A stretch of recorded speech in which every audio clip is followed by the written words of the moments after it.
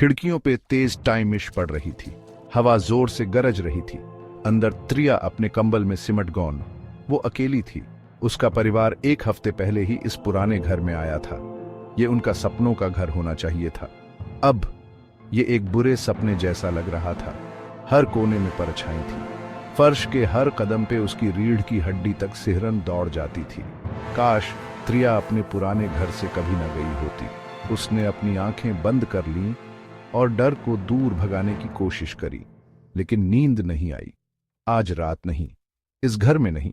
अगली सुबह त्रिया चौंक के उठी। खिड़की से सूरज की किरणें आ रही थीं। तूफान थम गया था। फिरने के लिए वो खुद को बेवकूफ महसूस कर रही थी।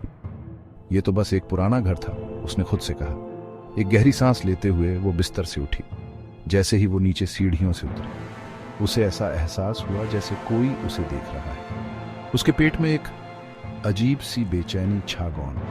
त्रिया ने इसे लुकअंदाज करने की कोशिश करी। उसने नाश्ता बनाने पर ध्यान केंद्रित किया, इस उम्मीद में कि काम की सामान्यता डर के सायों को दूर भगा देगी। दिन हफ्तों में बदल गए। त्रिया बेचैनी की भावना को दूर नहीं कर सकी। यह उसके पीछे एक परछाई की तरह चलती रही। एक शाम जब वो पढ़ रही थी, उसने सुना एक हल्की फुसफुसाहट। उसका नाम हवा में बह रही थी। उसका दिल जोर से धड़कने लगा और उसने ऊपर देखा। क्या उसने कल्पना की थी? दादाजी की घड़ी की टिक टिक के अलावा घर में सन्नाटा था।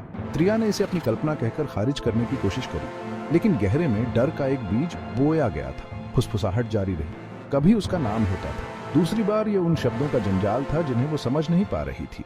हर गुजरते दिन के साथ त्रिया का डर बढ़ता गया। उसने अपना कमरा छोड़ना बंद कर दिया, फोन का जवाब देना बंद कर दिया। उसके माता पिता चिंतित थे। उन्होंने उससे बात करने की कोशिश की, ये समझने के लिए कि क्या गड़बड़ है, लेकिन वो फुसफुसाहट को कैसे समझाती?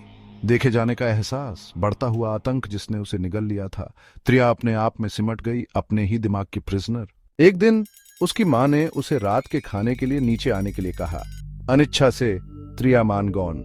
जैसे ही वो दालान से नीचे उतरी, उसकी नजर एक दरवाजे पर पड़ी जो उसने पहले कभी नहीं देखा था। यह थोड़ा खुला हुआ था।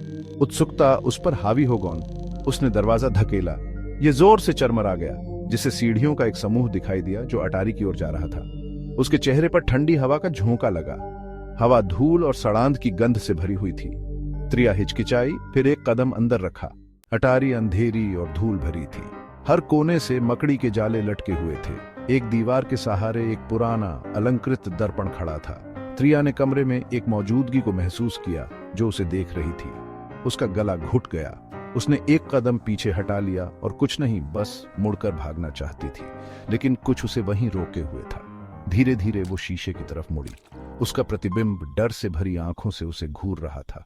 जैसे ही त्रिया ने आईने में देखा, उसने कुछ अजीब देखा। उसका प्रतिबिंब उसके साथ तालमेल बिठाकर नहीं हिला। इसने मुस्कुदिनेरे हुए एक धीमी भयानक मुस्कान दी, जिससे उसकी रीढ़ की हड्डी तक सिहरन दौड़ गौन। त्रिया ने हांफते हुए पीछे हट गई। फुसफुसाहट फिर से शुरू हो गई, इस बार जोर से। ऐसा लग रहा था कि वो आईने से ही आ रही है। त्रिया, हमारे साथ आ जाओ। त्रिया, हमें तुम्हारी जरूरत है। त्रिया में दहशत फैल गौन। वो भागने के लिए मुड़ी, लेकिन कमरा घूमता हुआ प्रतीत हुआ। फर्श उससे मिलने के लिए दौड़ा। जैसे ही वो होश खो बैठी, उसने देखा कि आईने में प्रतिबिंब उसके चेहरे पर विजय की नजर से बाहर निकल रहा है। फिर सब कुछ काला हो गया। जब त्रिया उठी तो वो अपने ही बिस्तर पर लेटी हुई थी। खिड़की से सूरज की किरणें आ रही थीं।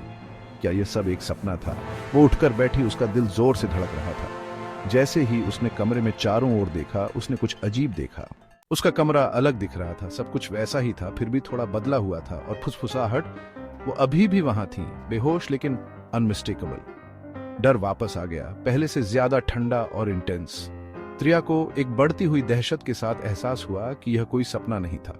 वो फंस गई थी, आईने में फंस गई, फुसफुसाहट के साथ फंस गई, हमेशा के लिए फंस गौन।